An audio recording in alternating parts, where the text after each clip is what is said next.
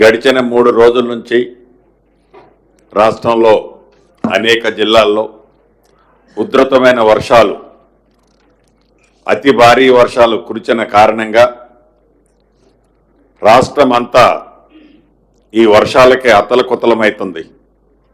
దీంట్లో భాగంగా ప్రధానంగా ములుగు దగ్గర నుంచి మొదలెట్టి ములుగు, భద్రాద్రి కొత్తగూడెం, మహబాదు, ఖమ్మం, పాట్లీ నల్గొండ, పాట్లీ మహబూబ్నగర్ ప్రాంతాల్లో చాలా సివియర్గా గడిచిన 100 సంవత్సరాల్లో వితిన్ 1 అవర్లో 42 సెంటీమీటర్లు వర్షపాతం నమోదైన సంఘటనలు ఎప్పుడూ లేవు.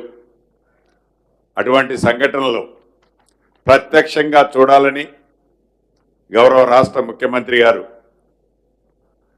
హఠావుటిన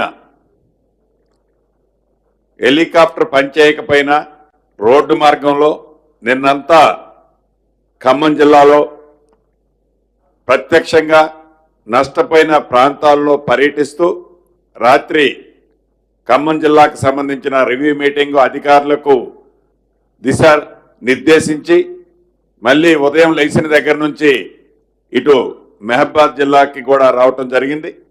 వారికి ముఖ్యంగా మహబాద్ జిల్లా ప్రజల పక్షాన, నా పక్షాన ఇన్ఛార్జి మంత్రిగా అభినందనలు, మనస్ఫూర్తిగా కృతజ్ఞతలు తెలియజేస్తున్నాను.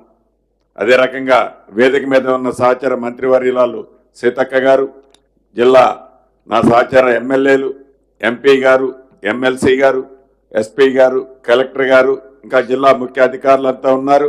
వారందరికీ వేమ నరేంద్ర అన్న, ఇంకా మీడియా మిత్రులందరికీ మనస్ఫూర్తిగా హృదయపూర్వక నమస్కారం. 31వ తారీఖు రాత్రి సుమారు 2-2:30 నుంచి తీవ్రమైన వర్షాలు వల్ల నిజంగా ఈ జిల్లాలో చాలా ప్రాంతం ఎఫెక్ట్ అయింది. ముందుగా ఏవైతే 2 రైల్స్ సుమారుగా 1600-1700 మంది ప్రయాణికుల్ని సమయస్ఫూర్తితో జిల్లా యంత్రాంగం అంతా కాపాడినందుకు గౌరవ ముఖ్యమంత్రి గారి పక్షాన, ఈ మహబాదు ప్రజల పక్షాన అభినందనలు, కృతజ్ఞతలు. అధికారులకి, కలెక్టర్ గారికి కానీ, ఎస్పీ గారికి కానీ, కష్టపడ్డ వారందరికీ అభినందనలు, కృతజ్ఞతలు కూడా తెలియజేస్తున్నాం. చాలా బాగా కష్టపడ్డారు. గడిచిన ఈ 3 రోజుల నుంచి గౌరవ ముఖ్యమంత్రి గారు నిన్న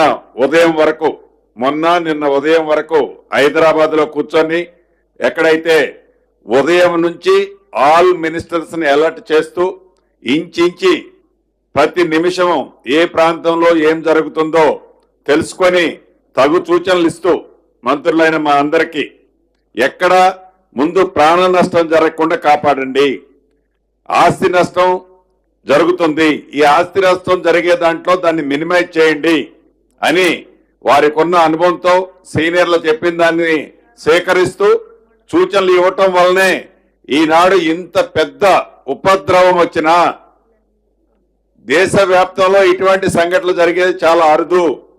ఇటువంటి సంఘటన జరిగినా తక్కువ ప్రాణ నష్టంతో ఈనాడు ఈ ప్రభుత్వ యంత్రాంగం కష్టపడి పనిచేయబట్టే ఇది తక్కువ ప్రాణ నష్టంతో ఇవాళ మనం ఉండగలిగాం. దీన్ని కూడా రాజకీయ లబ్ధి కోసమనో, రాజకీయంగా లబ్ధి పొందాలనో, ఏ పార్టీ అయితే ప్రధాన ప్రతిపక్షమని చెప్పుకుంటున్న ఆ పార్టీ ఫ్లోర్ లీడర్గా ఉన్న అనుభవజ్ఞులైన ఆనాటి మాజీ ముఖ్యమంత్రి గారు కానీ, ఈనాటి ఫ్లోర్ లీడర్ గారు కానీ ప్రజల్లోకి వచ్చేది లేదు. ఇక వారికి సంబంధించిన మిగతా బ్యాచ్లు ఉన్నాయి, ఆనాటి మాజీ మంత్రులు, ప్రజల్లోకి వచ్చేది లేదు. దొంగల పడ్డ 6 నెలలకి కుక్కల మురిగిని అన్నట్లు 3 రోజులైతే ఈ సంఘటనలు జరిగి ఈరోజు అక్కడక్కడ వెళ్ళి ఏదో రాజకీయ లబ్ధి కోసం మాట్లాడటం తప్ప తగు సూచనలో, సలహాలో, ఈ ఉన్న విపత్తు పరిస్థితుల్లో ప్రజలను కాపాడే దాంట్లోనో సూచనలు ఇవ్వకుండా మేమున్నప్పుడు ఇది చేశాం, వారున్నప్పుడు ఇటువంటి సందర్భం ఎప్పుడూ రాలే. నిజంగా మన పక్క రాష్ట్రం ఉంది ఆంధ్రప్రదేశ్. ఉమ్మడి ఖమ్మం జిల్లాకు ఆనుకొని ఉంటుంది కృష్ణా జిల్లా. ఇక్కడ వరదే అక్కడికి పోతుంది. ఈ ఖమ్మం జిల్లాలో కానీ మహబాద్ జిల్లాలో కానీ జరిగిన నష్టాన్ని అటు కృష్ణా జిల్లాతో పోల్చుకుంటే వాళ్ళకి రెండు కాళ్ళు ఉన్నాయి ప్రధాన ప్రతిపక్షం అని చెప్పే నాయకులకి కానీ వాళ్ళ తొత్తులకు కానీ. అక్కడ ఇక్కడ కంపేర్ చేస్తే ఎక్కడ ఎక్కువ నష్టం జరిగిందో ఇప్పటికైనా కనపడుద్ది వాళ్ళకి. రాజకీయ విమర్శ చేయాలని చేస్తున్నారే తప్ప ఎప్పుడైనా గతంలో ఇటువంటి సందర్భాలు వచ్చినప్పుడు వారు పరిపాలించిన 10 సంవత్సరాలలో ఏనాడైనా ఆనాటి ముఖ్యమంత్రి ప్రత్యక్షంగా వచ్చి ఎవరైతే ప్రజలు ఇబ్బంది పడుతున్నారో, ఎవరైతే ప్రజల కష్టాల్లో ఉన్నారో కనీసం డబ్బు లేకపోతే ఈపోయారు, సాయం చేయకపోతే చేయిపోయారు, నేనున్నా అండగా అని అన్న సందర్భాలు ఏనాడు లేవు. ఈనాడు కేవలం రాజకీయ లబ్ధి కోసం, కేవలం వారి స్వలాభం కోసం మాట్లాడుతున్నారే తప్ప ప్రజల క్షేమం కోసమో, ప్రజలకు జరిగిన నష్టంలో కష్టంలో ఈ ప్రభుత్వానికి మంచి సూచనలు ఇస్తే తప్పకుండా బేషిజాలకు పోకుండా ఈ ప్రభుత్వం తీసుకుంటుంది అని అనేక సందర్భంలో గౌరవ ముఖ్యమంత్రి గారు, మంత్రులు మేము చెప్పాం.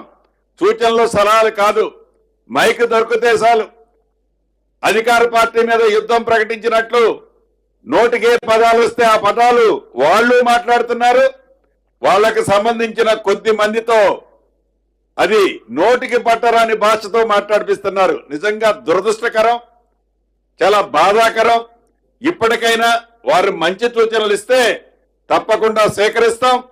గౌరవ ముఖ్యమంత్రి గారు నిన్న ఇయ్యాల చెప్తున్నారు, ఏవైతే వారి దగ్గర గత ప్రభుత్వంలో ప్రజల సొమ్ము కొల్లగొట్టి దాచుకున్న డబ్బుందో ఆ డబ్బులో 1000 కోట్లో 2000 కోట్లో సీఎం నిధులకు ఇస్తే తప్పకుండా వాటికి మేమింత కలిపి ప్రజలకు సేవ చేయడానికి ఈ ప్రభుత్వం ఉందని ఆ దిశగా ఆలోచించాలని కూడా వారిని కోరుకుంటూ, అధికారులకు ఇందాక ముఖ్యమంత్రి గారు అన్ని సూచనలు సలహాలు ఇస్తారు.